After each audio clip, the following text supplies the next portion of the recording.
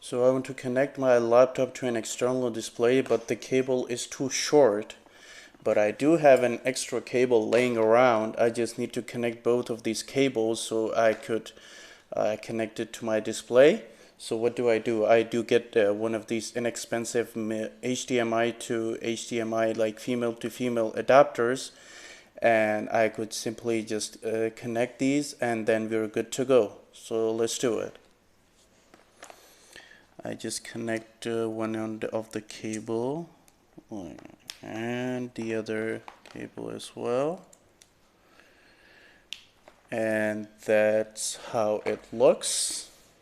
Very straightforward, and my cable is roughly double the length, and I could consume my content without any problem with this setup.